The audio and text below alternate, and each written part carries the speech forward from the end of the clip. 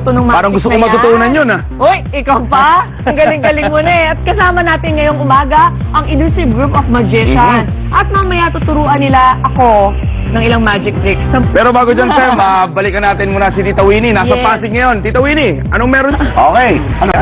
At siyempre kasama po natin ang Elusive Group of Magicians sa panguna po ni JB De La Cruz. Isa pong magaling na mahikero at si Nap Vargas Perez ng Elusive Group of Magicians. Yun. Okay, ayan. Sige, umagang ganda. Kami dito. Yan, dyan kayo. Okay, salamat. Ay, Jeff. Umagang ganda. Mahirap ba to? Mahirap bang matutunan? Unang-una siguro, doon sa mga bata, mahirap bang matutunan ng magic o madali lang? O sino pwedeng mag-umpisa o anong edad na pwedeng pag-umpisa na yung Kahit pinakamaganda talaga yung batang-bata nag-uumpisa na. Mga 2 years old, pwede na. Hindi, ito ang target mismo ng aming workshop.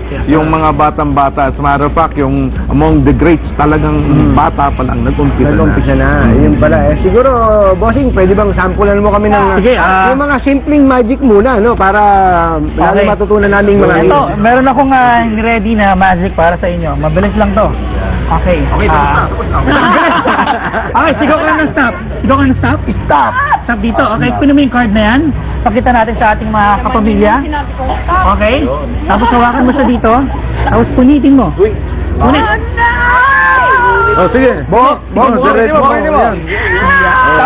Tapos kainin mo. Pagpatungin mo siya, tapos punitin mo ulit sa gitna. Sige, tuloy mo lang. Yan, punitin mo sa Tapos inyo. patong ulit. Punitin ulit. Punitin ulit. Tigas na. Ayun eh. Kaya pa. Ma'am, panag-gym to.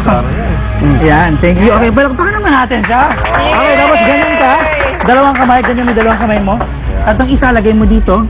At ang isa lagay mo dito. Tapos ito lagay mo sa bulsa mo. Yan. Tapos hawakan mo lang yan. Pakita mo na walang laman yung kabilang kamay mo. Okay, meron akong tissue paper dito. Gagawa tayo ng cone sa tissue paper at ilalagay natin to. Okay, lagyan natin yung cone, sa loob ng cone. Okay, tapos hipan mo to. Okay, ihip lang. Medyo basa. Medyo lang, okay. So, nandiyan yung baraha, may isa ka sa bulsa mo. Mga bata, huwag kayo maglalaro ng lighter, ha? Ano natin to? Wow! Palakpakan natin, magic show. Okay. Ano paborito mong prutas?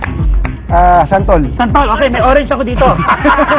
Okay, tingnan mo yung orange, ha? Buo yan, hihiwain natin yung orange ngayon. Just right through the skin, we're gonna go around, okay? Ikot. Ayan. Sarap. Tapos ikot mo siya, twist mo siya. Sino pwede mag-twist sa inyo? Ito. Malaking braso nito. Okay, Malaki kamay niya, malaki kamay. Twist. Tapos forward. Forward. Backward. Stop. Separate mo, dahan-dahan. Hiwalay. Dahan-dahan. Oh, may laman. Okay. Tingnan ngayon natin kung anong laman. Santol na naman. Okay, ano yung card mo kanina? Santol.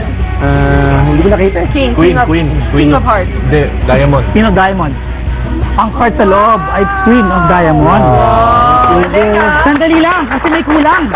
Hoy, sino kulang? Tingnan natin kung magmamatch yung card mo at saka yung card ko. Tingnan natin.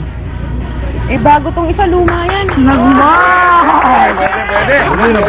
Okay, yan. Uy, patingin nga. Para sa Sakto.